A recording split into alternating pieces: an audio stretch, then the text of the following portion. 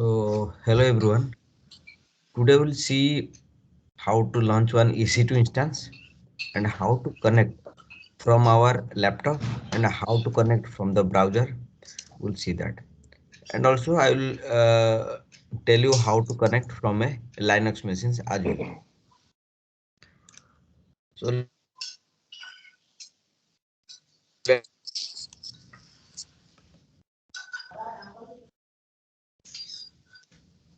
So please log on to your AWS account and you can search EC2 here,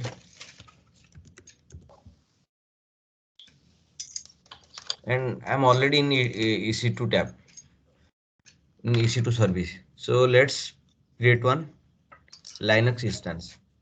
So from the launch instance, let me select one AMI. AMI is a machine image where you can find your, it is a configuration file where you can find your operating system, your installed software, install application server, whatever software required, they all are in your Amazon AMI. So first, I need to select one Amazon Linux AMI so that I can create one Linux EC2 instance. So in this area, I'm just selecting one Linux AMI. And next, I'm selecting one instance type. Instance type is I'm selecting a T2 micro as it is free tier eligible. So it's composed of one vCPUs, 1 GB of memory, and low and moderate network performance. Next, select this.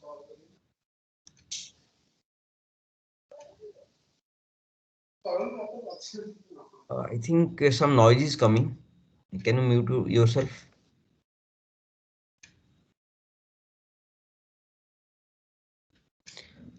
Next is configure the instance details. So keeping it as default. For add storage, as you seen in Windows system, it was 30 GB, and in case of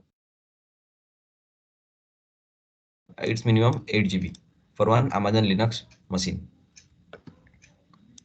Next, add tag. I can add tag like my environment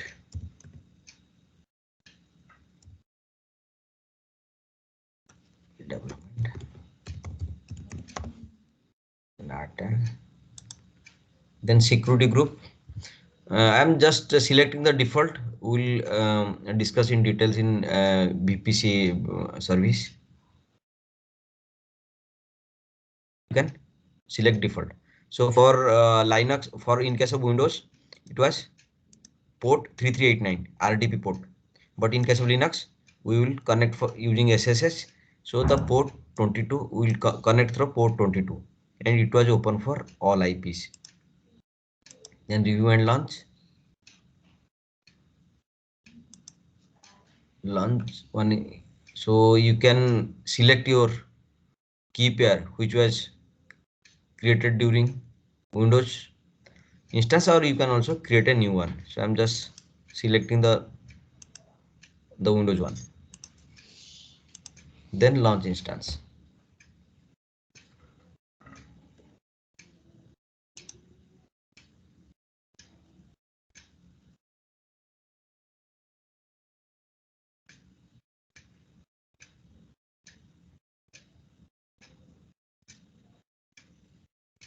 So now it's pending.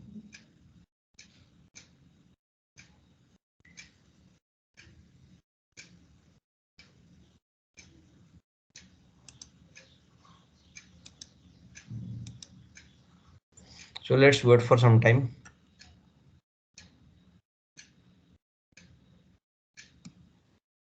Hi, Nirmal. So Hi. it's just a recap of the last class what we have done in last class No, it's I'm creating one Linux instance. or Linux.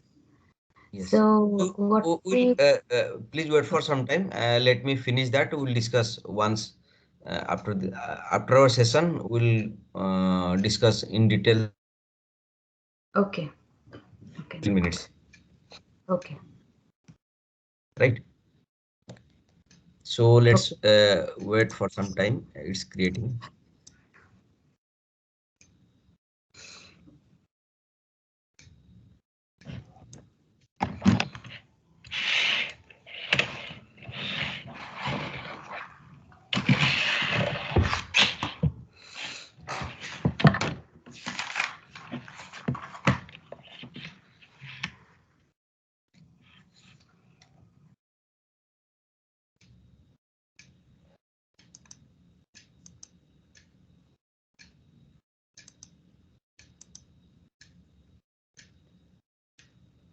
So to connect this EC2 instance, you need,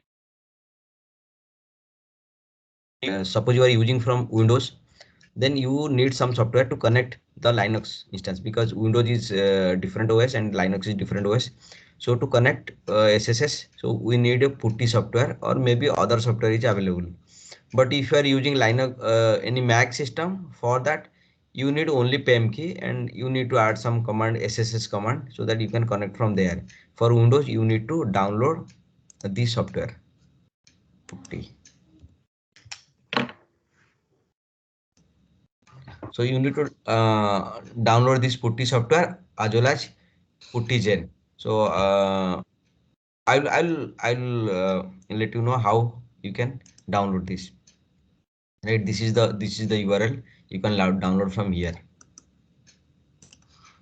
So I already downloaded. So let me open this putty software.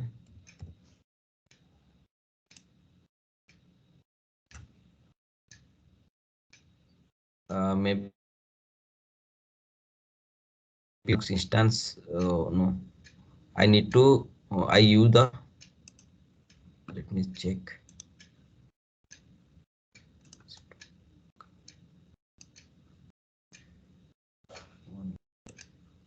From SSS client, I need the PEM file. This my windows.pem. Maybe I have downloaded. Let me check. Downloads.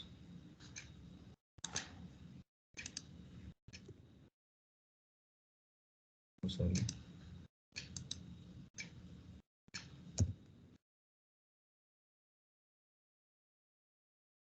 Maybe in the key.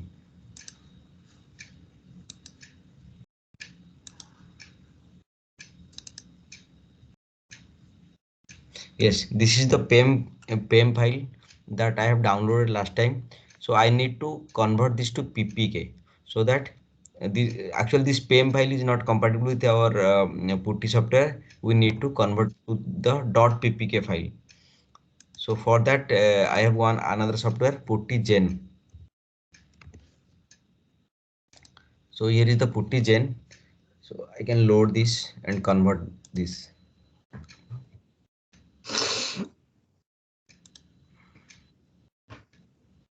This is the PEM file. Okay, open this. Private key to as a PPK file. PPK file is compatible to our putty software. So let me.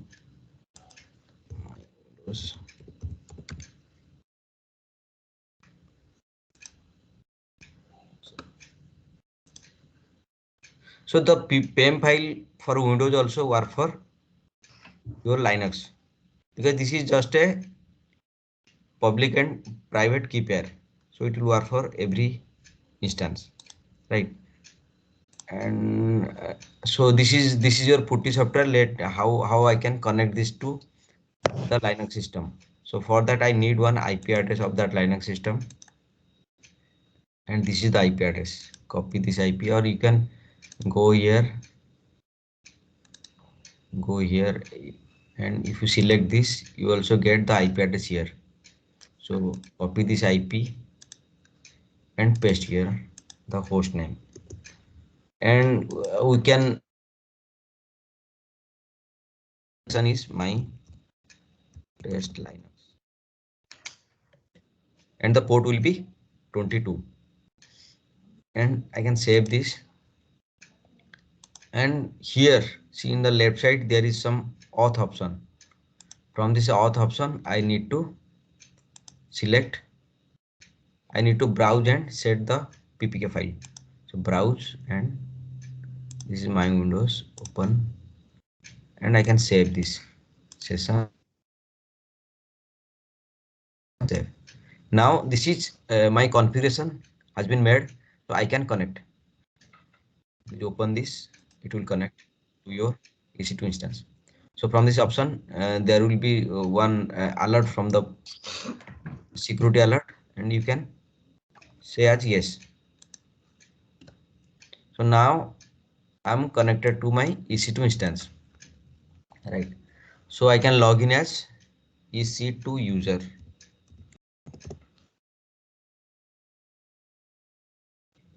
and enter. And now my EC2 instance has been connected, and you can see whatever you want to see. Like you can some command also you can like ls -l.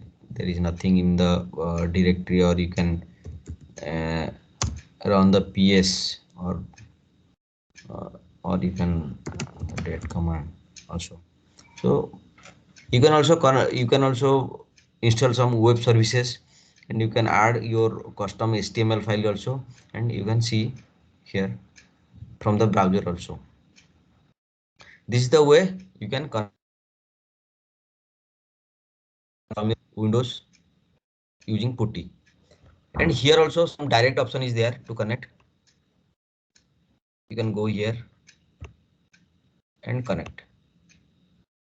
There is some easy to connect.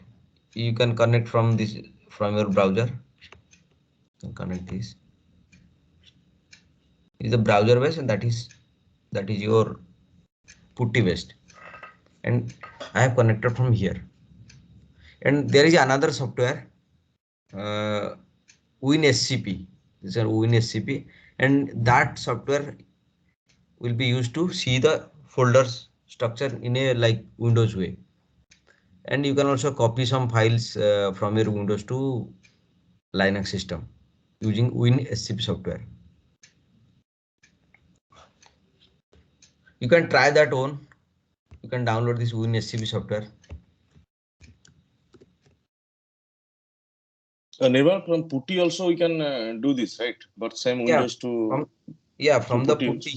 Yeah, here this is the Putty software. Mm-hmm. Using the Putty, we can connect and see the terminal. And suppose you want to copy from Windows system to Linux, and using this WinSCP software, you can see the folder structure and every structure of that Linux system No, using no, WinSCP. WinSCP and in between Putty, I think both are the same, right? But in Putty also you No, can no, see the folder different. structure, everything, right?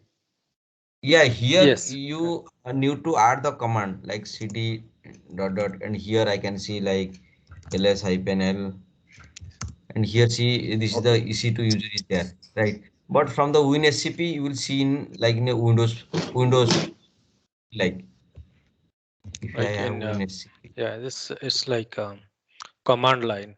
Uh, you have to It type is here, command and line and it is UI based. in WinSCP you can just click, but in Yes. WinSCP you cannot run any command, AWS command. You just browse. Yes, you can directory structure will be so like a Windows one, and you can copy whatever file you need from your Windows to this Linux, or you can copy the Linux folders to the Windows system using WinSCP.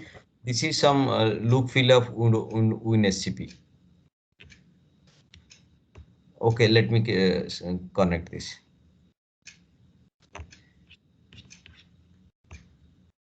Even in Putty also you can do, but you have to use SCP command. You have to learn. You have to use Yeah, that command. SCP. See, Sudhir, using SCP command you can copy, but that is command line based. Yeah, But that's here what you I can think. drag and drop. I think someone was asking that thing, that can you copy using Putty, to answer that Yes, question. that is yeah, that is possible, but that will be in command line. You don't know the command. There is a SCP command. So using SCP, you have to provide the PPK file also, and you have to give the source path and the destination path. Then you can copy. But here you can do it like a Windows way.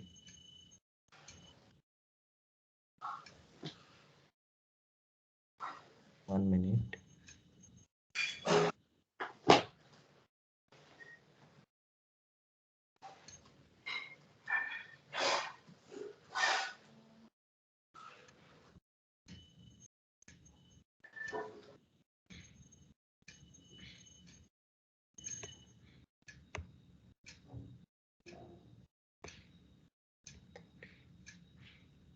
Browse.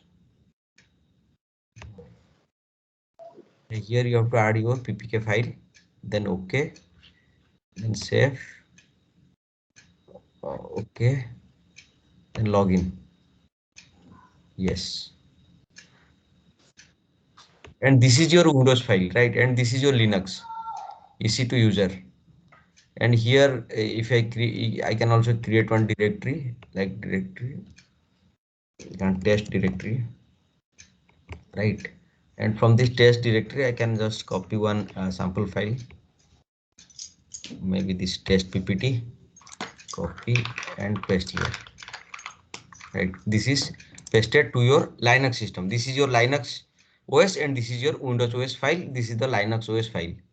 And you can also see the same thing in the this putty structure, cd to, yeah. We are also in the same area. This is EC2 user, EC2 user. If I type ls, I can see the test folder, and this is the test folder, right? And if I move to the test folder, cd test,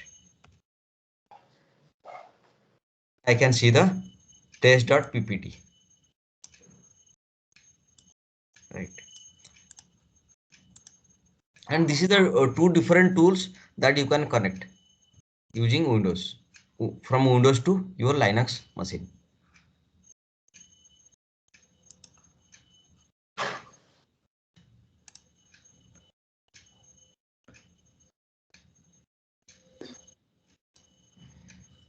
Sudhir will after this session, maybe at 8:45. Say that again. After means after 45 minutes, we will together we can practice the Yeah, session. yeah. Okay. Then some theoretical concept like EC2 limits root and boot volume. So there is 22 EC2 instance soft limit per account you can create. You can submit a request to AWS to increase. So as of now, per account, the Amazon allows for 22 instances to be created. But if you want to add more, then you can give a request to AWS to increase your quota. And for the EC2 instance, we are having two types of block storage devices. One is elastic block store, that in our demo we have used elastic block store, and that elastic block store is persistent, and this is a network attached virtual drives. We will discuss about EBS in a separate session. Instance store basically this is a virtual drive on the host allocated to this EC2 instance. So instance store will be, suppose you selected instance store, that instance store will be your from your host. Your host, you can share the host hard drive, host volume. It is a part of your host volume. Suppose you stop and start your system, then you will lost your volume in case of instance store. But in case of EBS, that is persistent. Persistence means your data will not loss. You will have the data. Suppose you stop and start again, then there will be no loss of your data. But in case of instance store, your data will be lost once you stop and start. EC2 instance, like root and boot volumes can be EBS or instance store volumes. EBS backed EC2 instance, it has the it has the EBS root volume. So EBS backed having your EBS root volume, and your instance store having the boot store will be your instance store.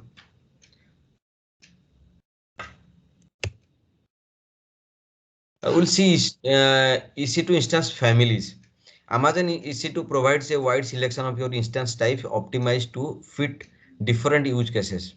Instance types comprise your varying combinations of your CPU, memory, storage, and networking.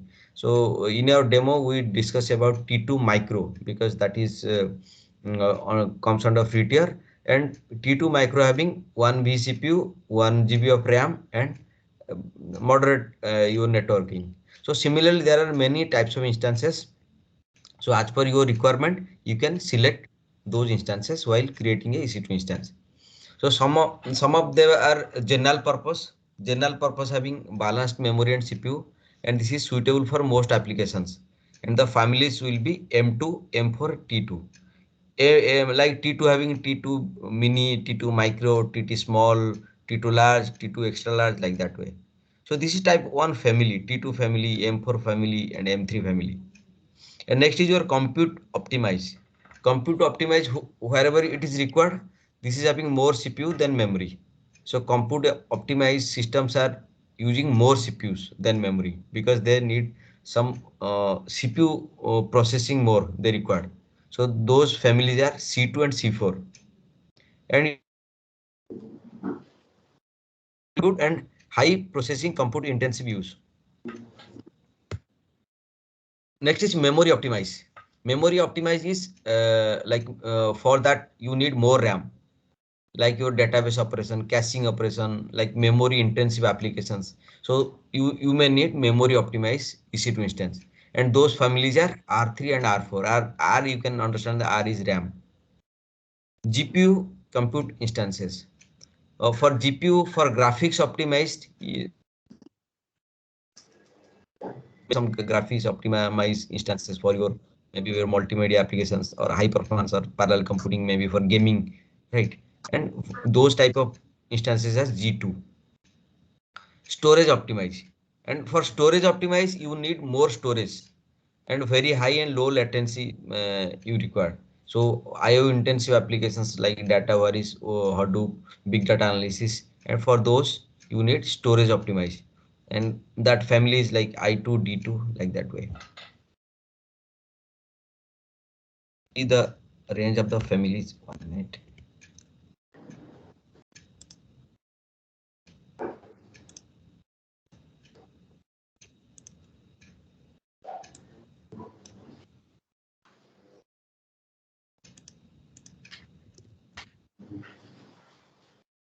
These are the families T4, T3. This is general purpose. We mention only a few, but if you see the documentation, you will get many more family purpose. And this is the optimize, compute optimize have many families. And you can see the details here. Suppose I select C5N, and in this family there are many models. C9 large, C9, C59X large, 2X large, 4X large, 9X large. And they're having vCPUs like 72, memory is 192, and your network bandwidth speed will be 100 Gbps. So are these Like all based on only the use or anything else is there? they have created some specification, some families, and suppose you need like I need this much of compute intensive, like I need some good, very good system. So from your requirement, you can choose this while creating one EC2 instance. So in our case, in our demo, we only choose T2 micro because we are just practicing. For practice purpose, you can use T2 micro. This is free tier. And this system having more charge. And this depend upon what is your network bandwidth, this what is your RAM, what is your CPU you are using, right?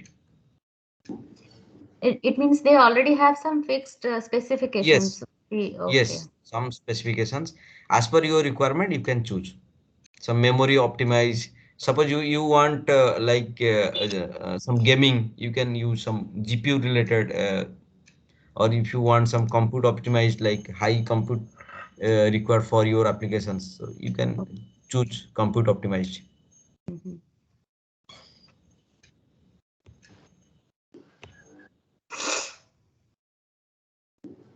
EC2 charges your EC2 instance. How AWS is charging you? So you are charged on EC2 service in hourly base or per second base. So some systems are in hourly base and some EC2 instances are per second based.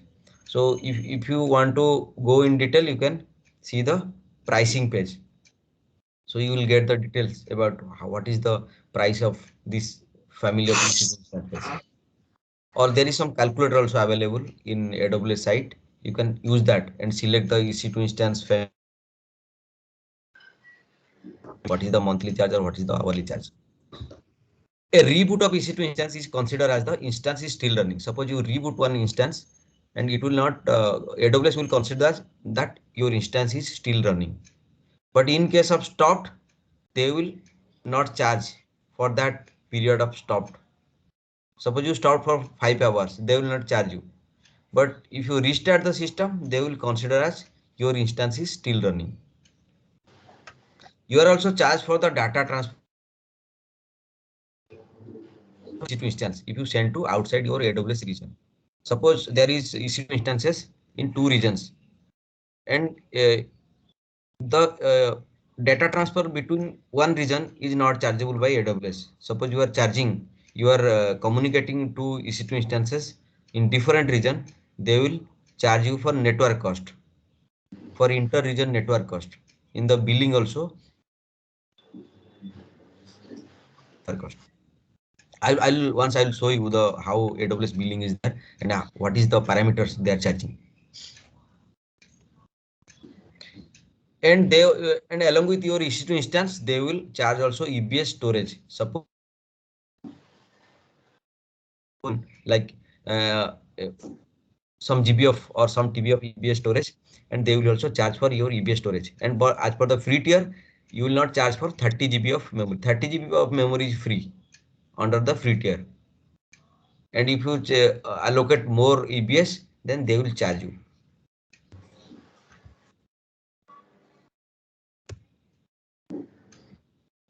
EC2 monitoring. EC2 service can send its metric data to AWS CloudWatch every 5 minutes. AWS CloudWatch is a service that I discussed in the previous class. AWS CloudWatch is the monitoring service. Services can send their metric to AWS CloudWatch. And in case of EC2, they are sending their metric to AWS CloudWatch for every 5 minutes. This is by default. And this is free of charge. This is free of charge. And it is called basic monitoring. For every 5 minutes, it is called basic monitoring. But if you can choose enable the detailed monitoring, where the EC2 service will send its metric data to AWS cloud in every 1 minute. So it is chargeable. Detailed monitoring is chargeable and default monitoring is not chargeable. And the difference is in the detailed monitoring, CloudWatch receives the metrics in every 1 minute. But in case of your default monitoring, it is getting in 5 minutes. And in the detail monitoring, they are sending some more metrics than your basic monitoring. Basic monitoring having some specific set of metrics. But in case of your detail monitoring, there will be some extra metric. So that is chargeable. You can set CloudWatch alarm actions on EC2 instance. You can like your stop, restart, terminate, and recover your instances. You can use stop or terminate actions to save the cost. You can use the to move your EC2 instance to another host. I'll show you the CloudWatch. You can see one monitoring page here. This is your instance, right? And there is one monitoring tab. In the monitoring tab, you will see the your health of your EC2 instance. And the metrics will be like your CPU utilization, status check, your network bytes. This is your, you can say, your metrics.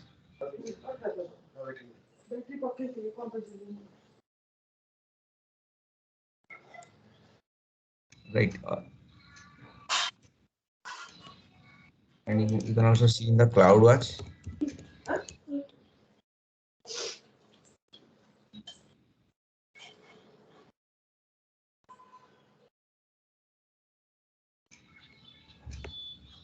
In the CloudWatch, all metrics, you can also see your EC2 instance metric.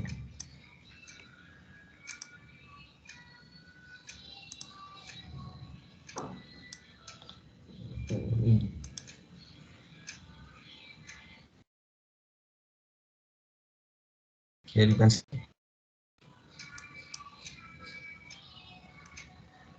like your network in, network out, your CPU utilization, CPU credit usage. You will see the detailed metric in CloudWatch. Right.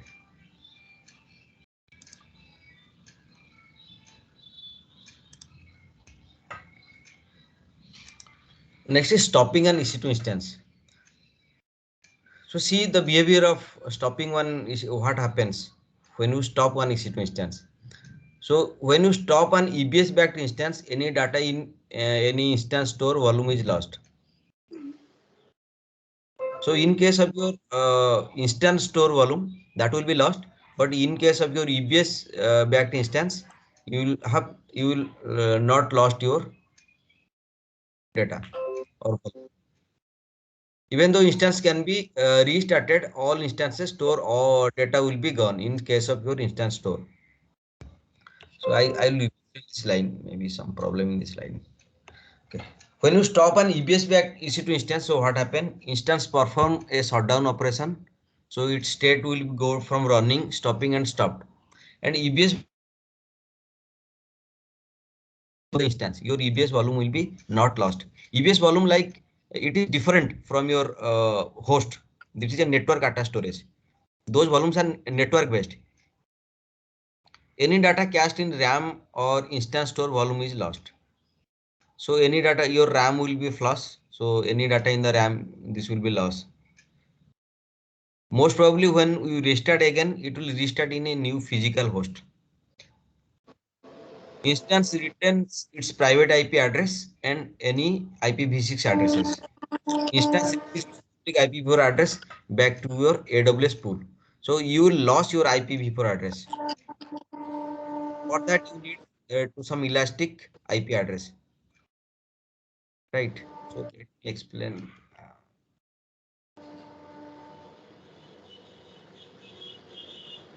Suppose you are stop and start, right? So this is a EC2 instance and you stop and start. So what will happen? First will suppose you are using instance.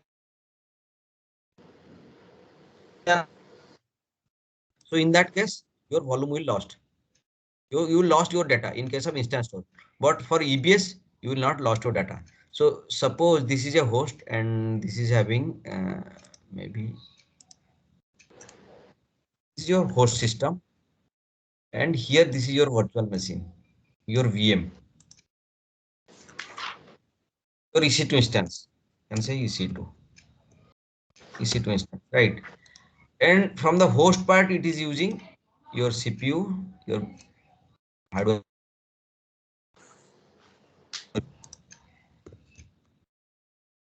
your RAM,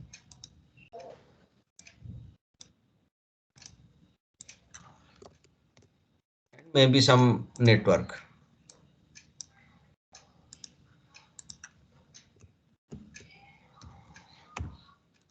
But your EBS will be in different area, but in same availability zone.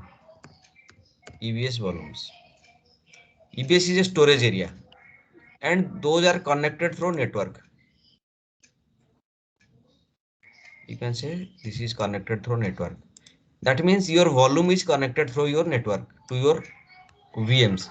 Suppose you stop and start a VM, you will not lose your EBS volume.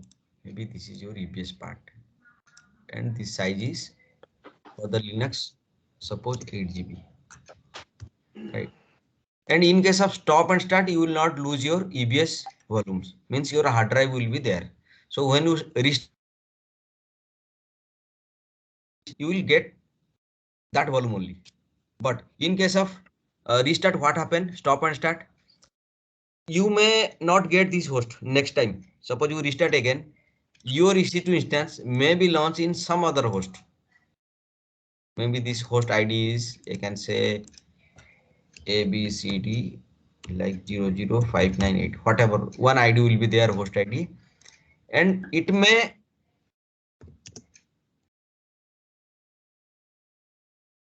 your VM may launch another EC2 instance, another host.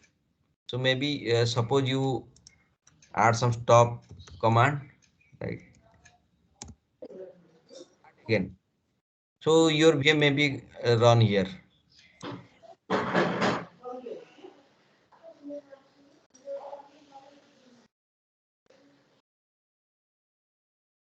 And they will use this hardware, CPU, RAM, network, whatever. they will use from this host or maybe some other host in the same availability zone. But your EBS will be fixed. And now this is disconnected. And now this VM will use this EBS. How this is happen in stop and start.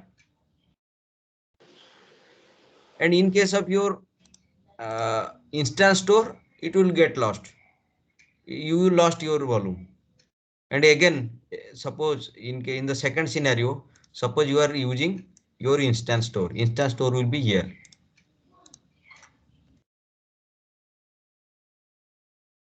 Instance store.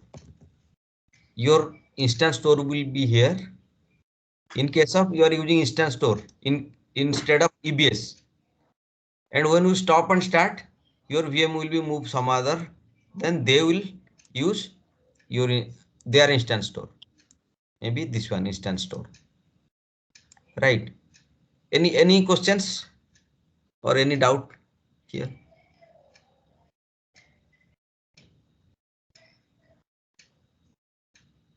I think it's clear. And another thing, you are also using one IP address, right? And there will be one IP pool from AWS. IP address pool. You will get one IP address from here, right? There will be one IP address. Maybe in case of here, we may use one IP address.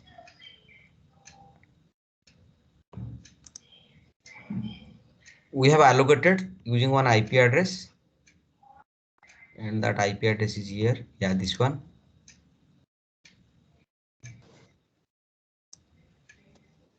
We got this IP address, right? When we stop and start, this IP address will be now this is attached and this will be deallocated to the IP pool. When you next start again, then this may get a new IP. This may get a new IP. We may not get the older one, older public IP, new public IP. But the private IP will be same. Private IP will not change.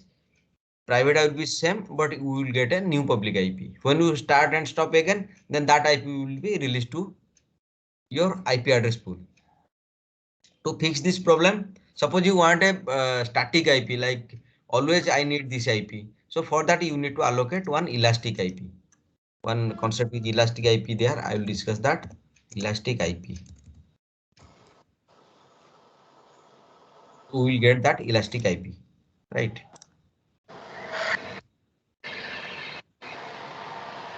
Okay, then please we can stop here and we can practice your practice our.